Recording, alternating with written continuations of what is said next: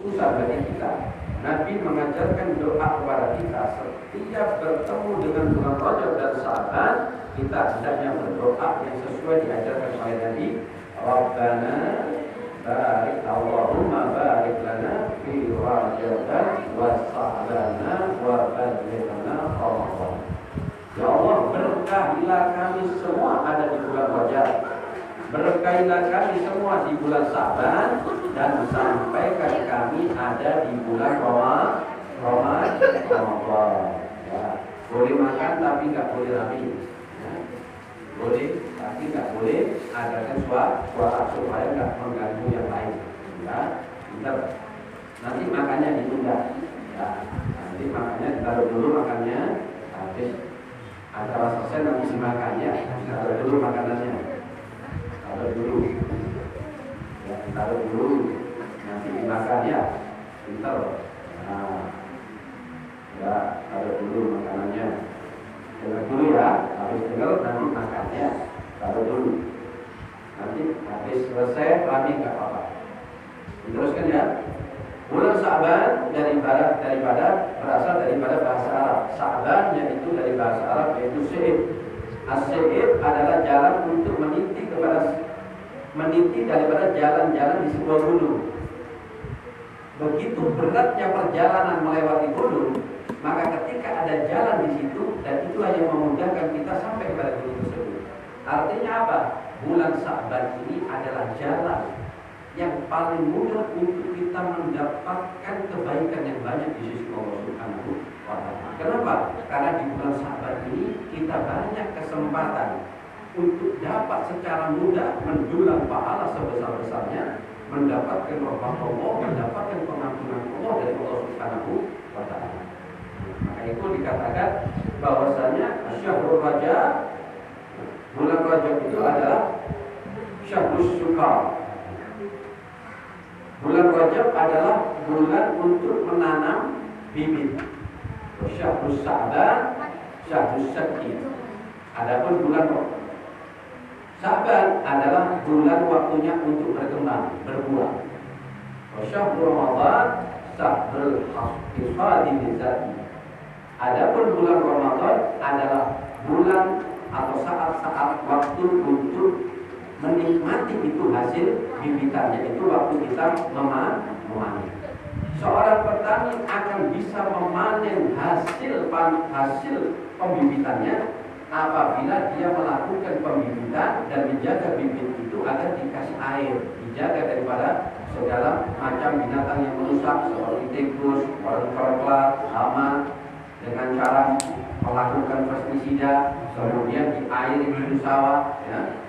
Kemudian diairi itu sawah sehingga kita dapat panen. Kita tidak akan bisa panen kalau bulan Rajab dan bulan Sya'ban itu tidak ada pembibitan, nggak mungkin.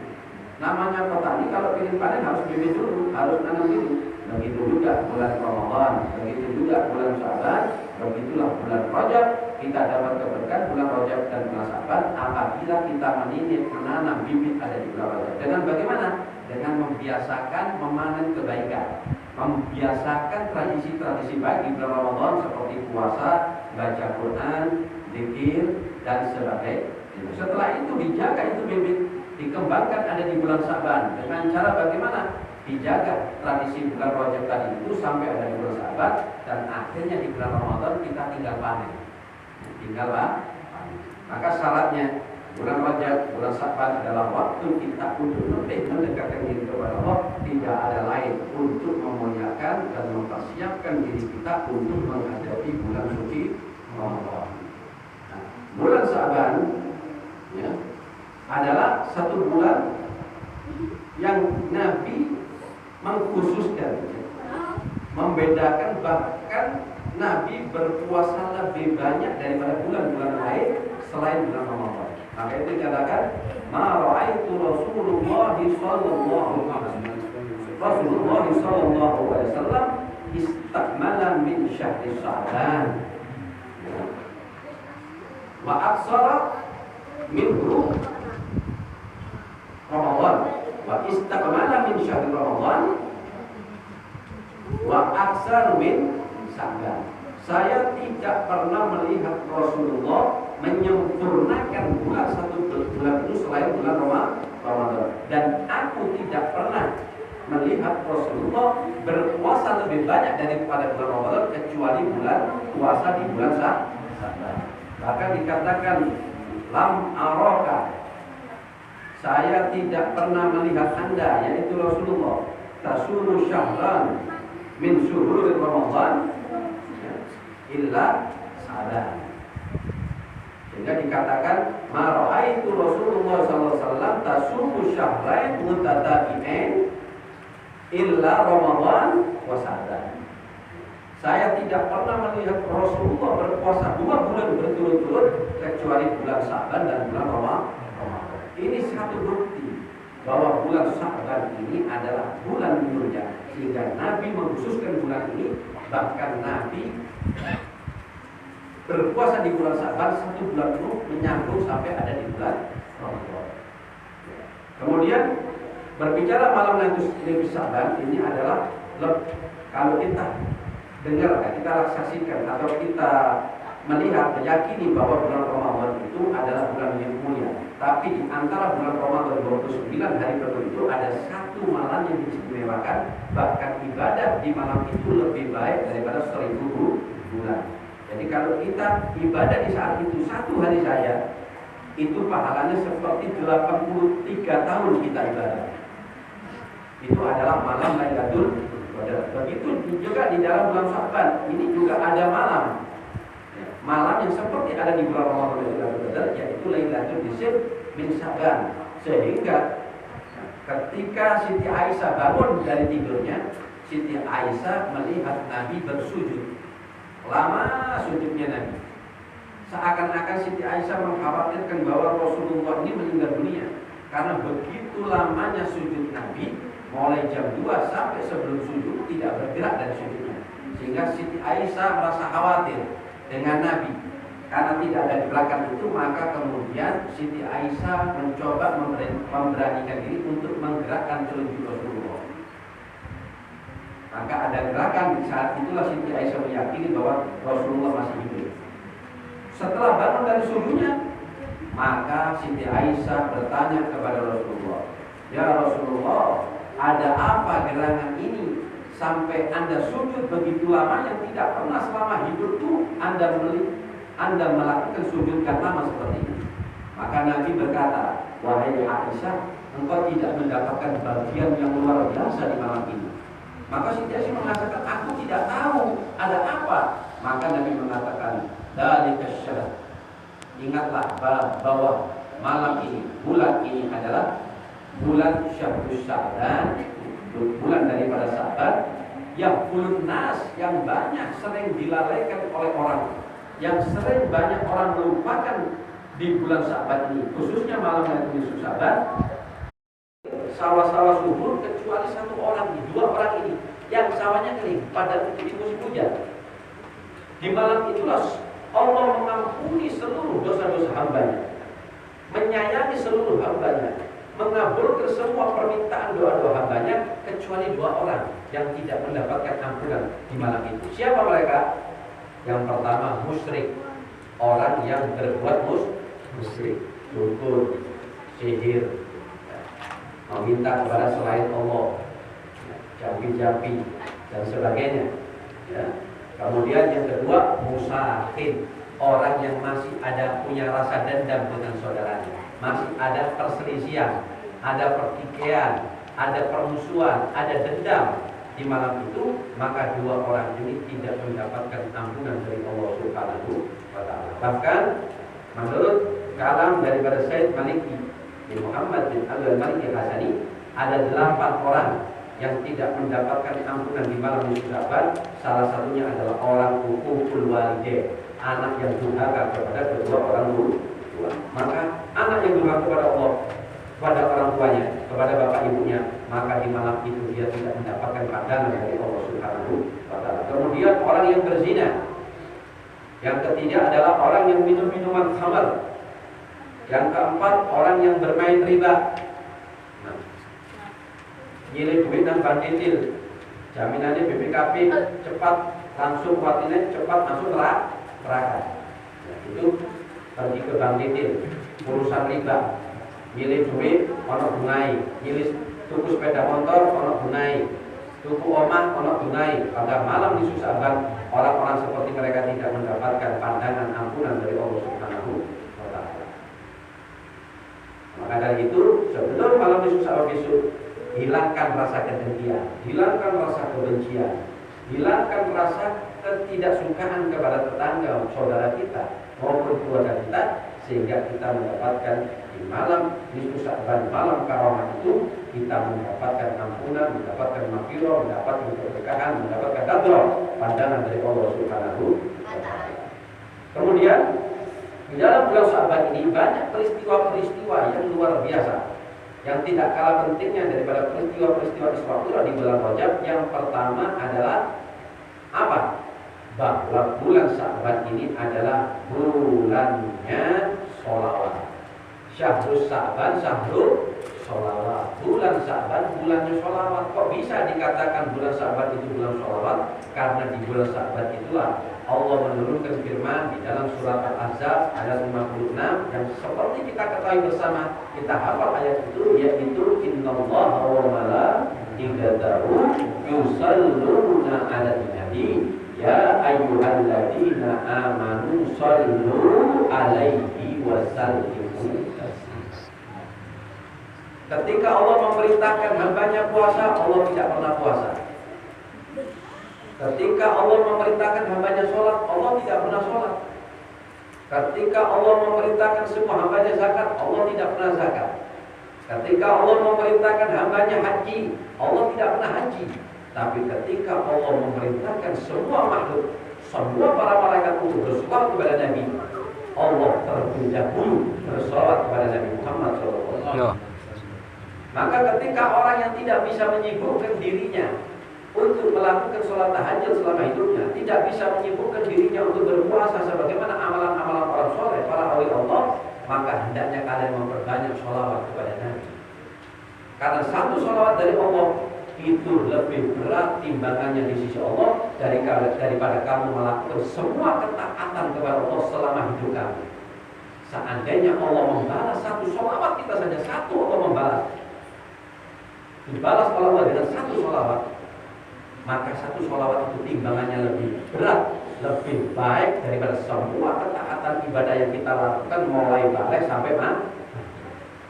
Maka dari itu jangan sepelekan bersolawat kepada Nabi. Allah saja bersolawat kepada Nabi. Ya. Bahkan di situ Allah menggunakan kata inna, taukid. Artinya inna itu sungguh-sungguh. Allah bersumpah bahwasanya Allah itu bersolawat yusalluna, menggunakan fi'il mudhari, bukan fi'il madhi. Kalau fi'il madhi, Allah dahulu sholawat, sekarang tidak sholawat. Tapi Allah menggunakan kalimat yusalluna. Fi'il mudhari itu artinya apa? Allah selalu terus sampai hari kiamat selalu bersolawat kepada Nabi Muhammad SAW. Maka dikatakan oleh Habib Abu Bakar Al-Adni Al-Mas'hur bahwasanya bulan Sya'ban ini dikatakan bulannya Nabi Muhammad. Loh kok bisa? Padahal bulan Nabi Muhammad itu bulan Rabiul Awal ketika Nabi dilahirkan. Tapi kok bisa bulan Sya'ban ini juga dikatakan bulannya Nabi? Itu dikarenakan Allah menurunkan perintah wajib untuk bersolawat kepada Nabi, seakan-akan Nabi itu hidup kembali, seakan-akan Nabi itu lahir kembali. Sehingga kelahiran Nabi itu dua kali. Kelahiran Zahir ada di bulan Rabiul Awal tanggal 12 Rabiul Awal, dan kelahiran yang kedua adalah ketika Allah menurunkan satu ayat yang menunjukkan ketinggian derajat Nabi Muhammad, yaitu dengan innallaha wa malaikatahu yusalluna. Yang pertama. Yang kedua, di bulan Sya'ban ada satu peristiwa yang dinamakan perpindahan arah kiblat. Setelah Nabi hijrah dari Madinah, Nabi sampai ada di Mekah selama 17 bulan 3 hari. 17 bulan 3 hari Nabi melakukan sholat, dan seluruh para sahabat yang melakukan sholat itu menghadap ke Masjidil Aqsa yang ada di Palestina, atau Baitul Laham, Baitul Lahem. Orang Israel bilang Baitul Lahem, orang Arab bilang Baitul Laham. Ya, itu Masjidil Aqsa selama 17 bulan 3 hari setelah Nabi datang dari hijrah dari Madinah. Tapi Nabi berharap di dalam hati beliau, mengharap kepada Allah di dalam hati beliau untuk supaya Allah memindahkan arah kiblat. Yang asalnya dari Masjidil Aqsa, Nabi berharap untuk dipindahkan kiblat itu ada di Masjidil Haram, ada di Ka'bah Al-Mukarramah. Ya, pada saat Nabi sholat asar 4 rakaat, rakaat pertama, rakaat kedua Nabi menghadap kepada kiblatnya ke Masjidil Aqsa. Tapi ketika turun satu ayat dari Allah di rakaat ketiga, "Qad nara taqalluba wajhika fis sama." Benar-benar kami melihat engkau wahai Muhammad berharap-harap untuk memindahkan ini arah kiblat. Sehingga Nabi mengatakan, "Wahai Muhammad, apa yang kamu mau? Apa yang kamu inginkan? Kamu mau apa?" Seakan-akan Allah menari-nari, menawarkan kepada Nabi, mau dipindah kemana ini arah kiblat. Ini menunjukkan bahwasanya harapan Nabi itu masih ditawarkan kepada Allah. Dan Allah menawarkan lagi kepada Nabi Muhammad, mau kemana ini arah kiblat dipindah? Apa yang kamu mau? Apa yang kamu suka? Yang kamu mau, saya juga senang, wahai Muhammad. Apa yang kamu suka, saya juga suka, wahai Muhammad. Maka wajib agar satrul Masjidil Haram. Maka Nabi berharap untuk dipindahkan kiblat yang dari Masjidil Aqsa ke Masjidil Haram. Maka pada rakaat ketiga setelah turun itu ayat, rakaat ketiga Nabi membalikkan badannya ke arah kiblat ke Masjidil Haram. Itu di rakaat ketiga dan rakaat keempat pada saat Nabi sholat asar.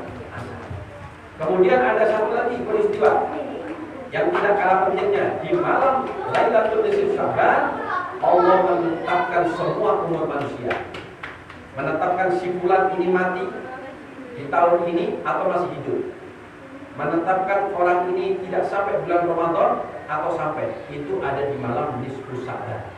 Penetapan umur manusia. Maka dari itu malam itu hendaknya kita gunakan minta kepada Allah tulul umur fi ta'atillah, minta panjang umur untuk dihabiskan untuk taat kepada Allah Subhanahu wa ta'ala. Ya, memang luar biasa. Kemudian yang keempat, di malam malam Lailatul Nisfi Sya'ban terjadi satu peristiwa yang luar biasa. Peristiwa mukjizatnya Nabi, di mana Nabi membelah bulan menjadi dua. Di saat orang-orang kafir menantang Nabi untuk menunjukkan kehebatannya, menunjukkan mukjizatnya, maka orang-orang kafir datang kepada Rasulullah dan menantang, seandainya engkau wahai Muhammad bisa menunjukkan kehebatan kamu, maka kami semua berjanji. Apa janji kamu? Kalau kamu bisa membelah bulan jadi dua, maka kami semuanya beriman kepada Tuhan kamu dan beriman kamu adalah Nabi. Maka Nabi memohon kepada Allah dengan mengangkat satu jari tangannya dari telunjuknya, kemudian diangkat, kemudian dibelah itu bulan. Yang separuh bulan sebelah kiri dipindahkan oleh Nabi ada di Jabal Qubais, yang satu ada di tempatnya. Kemudian Nabi pindahkan lagi sampai kembali ke asalnya. Sehingga dikatakan apa? Iqtabaratis sa'ah, telah terjadi hari kiamat. Jadi salah satu tanda-tanda kiamat itu adalah terbelahnya bu. Jadi zaman riyen iku wis kiamat, zaman saya itu kiamat mana wis. Wis dak karuan zamane Kanjeng Nabi belah bulan itu termasuk kiamat juga. Maka dikatakan kalau iqtabaratis sa'ah, telah terjadi hari yang luar biasa, di mana terjadi pembelahan bulan oleh Nabi kita Muhammad SAW. Terjadi hari itu kiamat. Wan saqqal qamar, terjadilah itu bulan dibelah oleh Nabi. Wa illau yakun yara ayatan, ketika ditunjukkan itu mukjizatnya Nabi kepada mereka, maka apa yang mereka katakan? Liyadruku wa yaqulu sifrun mustamirun. Mereka malah menolak, menyangkal, bahwa kemudian mereka mengatakan sifrun mustamirun, inilah sihirnya Muhammad yang terus menerus. Bukan mereka sebaliknya beriman kepada Nabi, mereka semakin kufur kepada Nabi Muhammad SAW. SAW, dan itu terjadi ada di bulan Sa'ban pada malam nisfu bin Sa'ban terjadinya itu bulan. Karena bulan itu munculnya malam, Pak. Tidak mungkin bulan itu munculnya ya. Setelah itu menunjukkan ya bahwa itu adalah Lailatul Nisfu bin Sa'ban, terjadi satu mukjizat yang luar biasa yang diizinkan oleh Allah di mana Nabi membelah bulan menjadi dua. Maka orang-orang kafir sampai sekarang tidak percaya. Akhirnya mereka melakukan perjalanan ke planet. Sampai ada di planet Mars, mereka melihat ternyata bulan itu ada potongan, ada garis tengah yang membuktikan bahwa bulan telah terbelah menjadi dua. Tapi kok saya tetap mau pinter-pinter kafir Amerika, mau Yahudi, saya tetap tidak percaya. Padahal seketok jelas. Ini menunjukkan bahwa hidayah itu datangnya dari Allah. Maka kita sangat berterima kasih, sangat bersyukur. Tidak pernah bayar kepada Allah untuk jadi orang Islam. Orang-orang brojol dari orang Islam. Alhamdulillah. Dan percaya kepada Allah, percaya kepada Nabi Muhammad Sallallahu Alaihi Wasallam. Seperti astronot ya. Itu mulai dari usia itu ya yang saya tahu ya kadang-kadang bahwa astronot itu sudah sampai jalan-jalan dengan kendaraan dengan apa itu menurut Habib itu bagaimana? Kalau di Madura ya dari ya famili saya juga bilang itu dulu oleh Allah sebenarnya tidak sampai di situ, itu bukan itu hanya sekedar bangga saja agar siapa yang pernah itu percaya itu nanti orang itu ya akan kaget apa bagaimana menurut Habib itu astronot ini.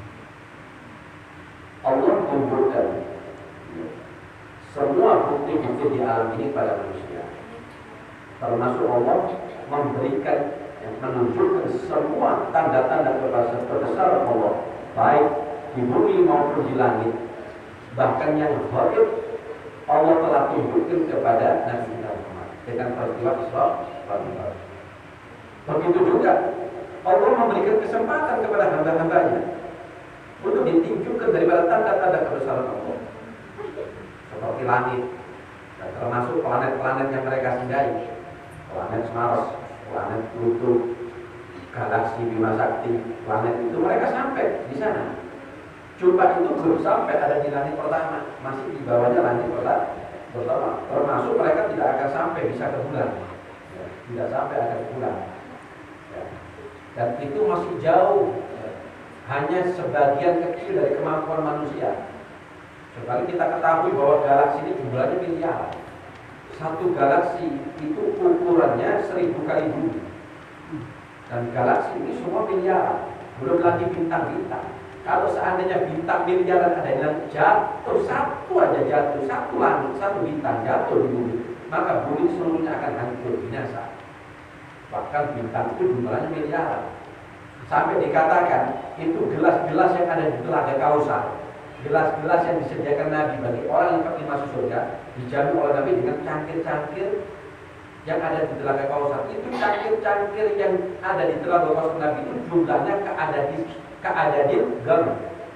Nah, jami'us sama seperti jumlahnya daripada jumlah bintang-bintang yang ada di langit. Nah, maka betul apa yang dikatakan oleh sebagian orang bahwa manusia ini ilmunya sangat sedikit dibandingkan dengan ilmunya Allah yang sangat luas. Tapi itu semua ditujukan hanya khusus kepada Nabi. Adapun orang-orang seperti kita itu mungkin mereka merasa sudah mengetahui sesuatu tapi jauh yang belum banyak mereka ketahui karena sesungguhnya ilmunya Allah itu maha luas dan maha luas. Jadi nggak sampai ke bulan. Tapi untuk planet Mars yang mereka ketahui, tapi yang lebih banyak miliaran yang belum mereka ketahui, ya, seperti bintang-bintang maupun galaksi-galaksi yang ada di planet surga, yang ada di tata surya ataupun di alam ini, mereka tidak akan bakal sampai ada di sana, ya, tidak akan sampai ada di sana. Ada tidak. Lanjutkan. Nah, maka dari itu, di mana disusah ini jauhkan dari perbuatan-perbuatan musyrik ataupun musahin, pertikaian, dendam, ya, permusuhan, rasa dendam, rasa benci kepada keluarga saudara muslim, khususnya terutama pada keluarga kita, baik istri maupun suami, untuk segera menuntaskan pertikaian sehingga di malam nisfu Sa'ban di hatinya tidak ada rasa dendam maupun iri. Karena dua orang itu tidak akan mendapatkan ampunan, mendapatkan rahmat ada di malam nisfu Sa'ban. Kemudian ada satu peristiwa, satu kisah, ada seorang ulama besar bernama Muhammad Az-Zabidi. Muhammad Az-Zabidi ini punya teman ulama juga namanya Hafsin Al-Kabir. Hafsin Al-Kabir ini temannya Muhammad Az-Zabidi ini meninggal dunia. 8 bulan setelah dikuburkan ini Hafsin Al-Kabir, Muhammad Zabidi sebagai temannya kangen untuk berziarah kepada Hafsin Al-Kabir. 8 bulan setelah dikuburkan ini Hafsin Al-Kabir, Muhammad Zabidi datang kepada ziarah kepada kuburannya Hafsin Al-Kabir. Sampai dia membaca kirim Yasin, kirim Fatihah dan sebagainya, sampai dia ketiduran. Di tengah tidurnya dia bermimpi si temannya tadi yang sudah masih, yaitu Hafsin Al-Kabir. Ketika bertemu Hafsin Al-Kabir, dilihat Hafsin Al-Kabir yang asalnya ganteng, putih, wangi, tiba-tiba mendadak wajahnya menjadi hitam, menangis dan bahkan mengeluarkan bau yang busuk. Maka si Muhammad Zabidi dalam mimpinya mengucapkan salam kepada Hafsin, Assalamualaikum ya Hafsin Al-Kabir. Tapi si Hafsin tidak menjawab salam. Kenapa Anda tidak menjawab salam? Dibilang, saya sudah terputus daripada iman ibadah. Saya tidak bisa sholat, saya tidak bisa puasa, termasuk saya tidak bisa mengucapkan salam, menjawab salam Anda. Karena saya sudah mati. Tapi kenapa Anda kok sekarang berubah? Yang dulunya bercahaya, putih, bersinar, kemudian gagah, tiba-tiba berubah mendadak wajahnya menjadi hitam. Maka si Hafsin Al-Kabir mengatakan bahwasanya setelah saya dikubur, saya didatangi oleh 2 malaikat yang duduk persis di atas kepala saya. Kemudian si malaikat tadi itu menyiksa saya sampai ada di malam Lailatul Nisfu Sa'ban. Selama 2 kali malam Lailatul Nisfu Sa'ban, disitulah ada suara dari langit yang mengatakan, wahai malaikat, sekarang detik ini jangan kamu teruskan untuk menyiksa ini orang. Kenapa? Karena orang ini pernah dalam satu hidupnya menghidupkan 1 malam daripada malam Lailatul Nisfu Sa'ban. Maka di saat itulah aku sudah tidak mendapatkan siksa daripada malaikat tersebut. Hanya dengan dia pernah menghidupkan 1 malam di pada malam tersebut, Sa'ban, ia mendapatkan pengampunan dari Allah Subhanahu wa Ta'ala. Maka dari itu, ya, mudah-mudahan modal umur kita ini berjumlah. Jangan sampai kita lupa untuk meminta kepada Allah panjang umur, karena dosa-dosa kita ini masih banyak. Dan ini kesempatan bagi kita. Kalau kita masih dikasih panjang umur, artinya kita dikasih kesempatan oleh Allah seluas-luasnya untuk menghabiskan umur kita ini untuk bertobat, meminta ampun, bertobat kepada Allah, memohon doa kepada Allah Subhanahu wa Ta'ala. Maka di malam itu disebutkan Allah mengampuni semua orang-orang yang minta ampun. Allah memberikan rahmat kepada orang-orang yang mau meminta rahmat. Dan Allah akan memberikan rezeki di malam itu disebutkan bagi orang-orang yang memohon untuk diluaskan rezekinya. Nah, maka dari itu besok diajak semuanya, istrinya, anaknya, keluarganya untuk berbondong-bondong bersama-sama, ya, kumpul ada di mushola untuk membaca surat Yasin 3 kali dan membaca doa itu. Mudah-mudahan kita semua diampuni Allah. Kemudian yang paling penting, ketika mendekati bulan Ramadan, ya, itu tradisi para salafus saleh, mereka lebih mendekatkan diri untuk membaca Al-Quran, sehingga dikatakan bulan Sa'ban itu bulannya bulannya orang-orang yang ahli membaca Al-Quran, ya, untuk persiapan ada di bulan Ramadan. Jika dikatakan masalul mukmin, permisalan orang mukmin, alladzi la yaqra'ul Qur'an kama salil utruja. Perumpamaan orang muslim mukmin yang senang baca Quran itu seperti jeruk, kata Nabi. Rihuha thayyib wa ta'muha thayyib. Jeruk itu kalau dibau wangi, kalau dimakan seger, manis. Orang mukmin, orang muslim yang hobi baca Quran itu seperti jeruk, kata Nabi. Wa masalul mu'min la yaqra'ul Qur'an kama salul raihana, kama salul tamrah. Orang mukmin beriman tapi tidak senang baca Quran itu seperti buah korma. Buah korma itu warna bau nih Pak. La rihahu wa ta'muhu kulbun. Buah korma itu kalau dibau tidak ada baunya. Tapi kalau dimakan manis. Itulah orang mukmin yang tak senang baca Quran seperti korma. Ya, korma budi. Wa masalul munafiq alladzi yaqra'ul Quran kama salul raihana. Orang munafik tapi hobi baca Quran.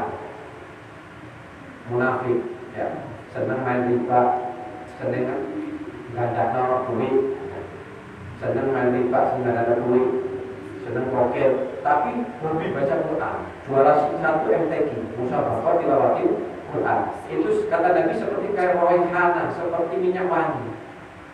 Ribu toyib, batok bulu-bulu, wah boleh wangi. Tapi tidak begini, pahit. Itulah orang munafik yang senang baca Quran. Itu seperti minyak wangi lah.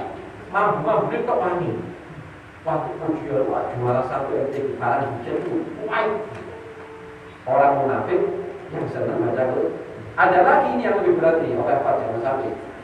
Masalul munafik alladzi la yaqra'ul Quran. Orang munafik tapi gak senang baca Quran itu seperti kafandala. Seperti buah kandala. Buah kandala tidak ada di Indonesia. Yang ada itu di Timur Tengah. Mohon maaf. Itu barunya nggak enak, rasanya pahit. Mohon maaf. Kalau di sini namanya tembelek. Jadi orang munafik gak senang baca Quran itu kayak tembelek. Allah yang tak mengampuni nggak enak. Posting ada di HP atau TikTok yang baca 100 juta orang. Itu sampai mati, itu sampai menanggung maksiat 100 juta orang. Kalau dunia terus, maka di dalam kubur Anda itu terus sampai mendapatkan maksiat jariah. Alhamdulillah. Walaupun sudah mati, tetap mendapatkan maksiat selama orang itu melihat TikTok sampai. Pokoknya sampai goyang-goyang ini, bangga. Terus lagunya dangdut, terus sampai ngini-ngini, bujuni, bahaya itu. Jadi TikTok kan itu haram itu. Hati-hati dilekno anaknya, kau boleh ya. Anaknya, istrinya yang main TikTok-TikTokan segera untuk ditutup. Sampai sama aja mensiarkan agamanya Nasrani, mensiarkan agama mereka, menghancurkan agama Anda Islam. Ya, buka-bukaan auto, lalu sama di like and share, bagaimana kecantikan saya? Oh, Anda sangat cantik, like and share terus. Ya, pokoknya dipuji, aku jempol tambah jati. Ya, kalau jati sudah jutaan orang ada di media sosial. Ya, maka itu harus hati-hati. Karena gara-gara HP ini ternyata kita mendapatkan maksiat jariah. Daripada maksiat jariah, mendingan sedekah jariah. Ya. Butuh apa sih musola ini? Butuh kipas, gak usah dikopor, gak usah dijalur. Langsung sampai butuh apa padangan? Musola ini kurang iki. Kepingin orang baju panas, nanti dapat tamu misalnya baju panas sangat hangat. Oh ya wis, itu duit aku nak duit. Sedekah jariah. Ya. Sedekah jariah.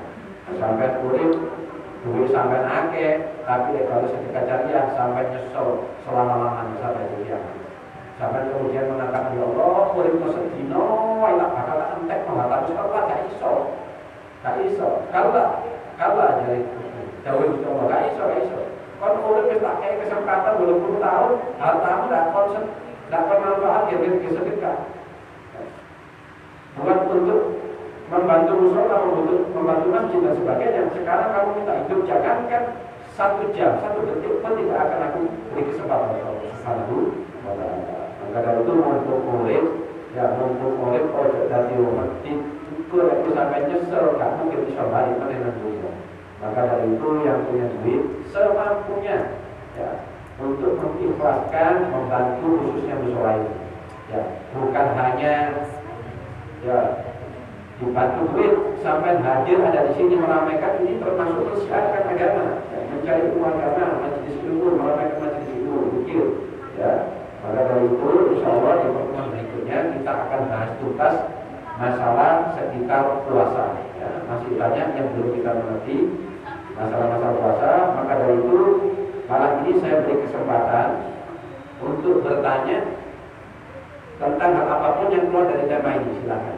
Nah, kami beri kesempatan yang selesai, baik masalah puasa maupun masalah yang lainnya. Apabila ada pertanyaan silakan ditanyakan, ya. Baik ibu-ibu maupun bapak-bapak. Kalau ada yang perlu ditanyakan, ditanyakan. Mumpung saya masih hidup ini, kalau mati sampai bingung kok. Gimana ini? Aku ini bisa sampai ini, termasuk ini sampai ajaib nih. Biasa itu tepat-tepatan. Pulau itu sanjang kali Ustaz Dahlan. Sebetulnya Pulau Sabtu itu satu malam minggu itu waktu di pulau itu senang-senang kali keluarga. Cuma karena ini permintaan, saya berat hati untuk tidak mengiyakan. Ya. Apalagi di Borobudur yang kebetulan terkait bisa rumah saya. Saya mulai waktu daerah Sidogiri, daerah Keramat, daerah Ibu dari Kuswati, daerah itu. Daerah Kono, Pak Waktu. Tak pikir-pikir, siapa polis? Mau ini memang membutuhkan dan kita akhirnya kita bersedia. Ya. Mari kita ramaikan begitu diajak anaknya teknologi. Ya. Kebetulan ada cincin itu tepat hari ini cuma kata rame ganggu aja. Ya, ganggu. Ya. Mungkin ada pertanyaan silakan ditanyakan. Nah, pertemuan kita terakhir, pertemuan berikutnya hari Sabtu yang akan datang adalah penutupan sementara. Penutupan sementara untuk kita berhenti sejenak dulu, ya, untuk menghadapi bulan suci Ramadan. Dan insya Allah kita akan dipertemukan kembali dalam bulan Syawal yang akan datang dalam keadaan khair wal afiyah. Amin Allahumma amin. Amin ya rabbal alamin. Bismillahirrahmanirrahim. Alhamdulillahirabbil alamin. Subhanallah wa bihamdihi asyhadu an la ilaha illa anta astaghfiruka wa atubu ilaik. Allahumma inna na'udzubika min ilmin la yanfa' wa qalbin la yakhsha' wa 'amalan la yarfa' wa du'a'in la yusma' wa ila hadratin nabi Muhammad sallallahu alaihi wasallam bismillahir rahmanir rahim. Bismillahirrahmanirrahim. Alhamdulillahirabbil alamin arrahmanir rahim maliki yaumiddin.